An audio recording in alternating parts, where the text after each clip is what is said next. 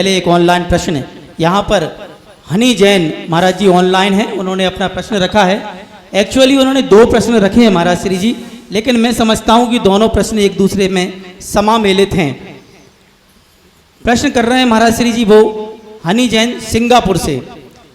गुरु जी, अगर ना चाहते हुए भी साधु परमेष्ठी की निंदा का भागी बनना पड़ा तो उसका प्रायश्चित कैसे लें? और कई बार लोग जाने अनजाने में ऐसा कर देते हैं। दूसरा प्रश्न इसी से जुड़ा है, गुरुदेव, ऐसी मुनि निंदा का क्या फल होता है और ऐसे कौन सी चर्चाएं होती हैं जो मुनि निंदा के दायरे में आती हैं?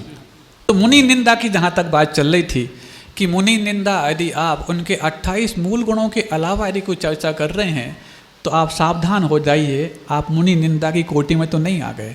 ये तो यहाँ की बात नहीं, कहीं जो प्रश्न आया है कहीं और के संबंध में आया, हम समझ गए कहाँ से आया है।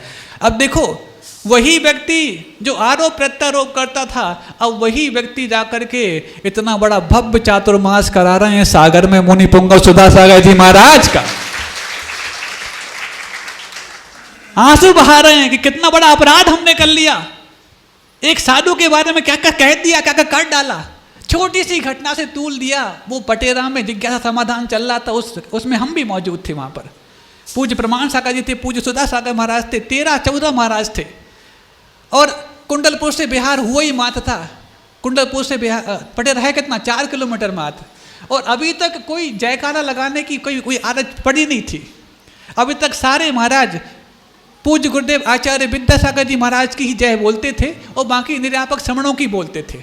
अब जो स्वयं निर्यापक श्रमण हैं वो निर्यापक श्रमण की कैसे बोलेंगे? अथवा हम लोग अब उस समय जैसे आप लोग प्रश्न पूछ रहे हो, अब तुम सारे पूरी आचार्य पट्टावली बोलते हो क्या कि आचार्य शांति सागर महाराज की जय, शिव सागर की जय, ये जय वो जय। अरे प्रश्न कब पूछोगे?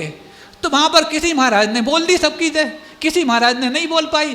अब 1-2 महाराज ने बोल दी, बाकी सबने नहीं बोली। अब संचालक ने बोल दी है, पर्याप्त है। वो बोली है तो हमने भी तो बोला जय है। जब उन्होंने बोला फला महाराज की तो जय, हमने भी तो बोला है तो हमने बोल दिया है। अब अलग से 4-4, 5-5, 6-6 नाम लेने की क्या आवश्यकता, चूंकि समय कम है।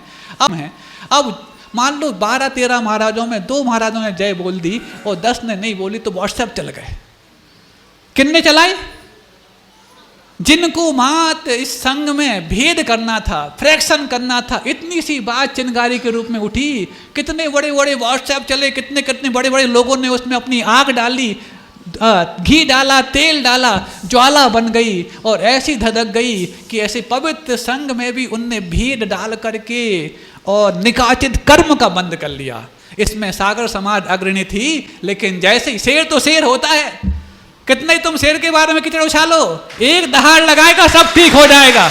और हुआ ऐसा, धीरे धीरे कोई और होता, इतना बवाल मचे तो अपना रास्ता बदल देता, लेकिन धीरे धीरे शेर उसी तरफ बढ़ा, उसी तरफ बढ़ा।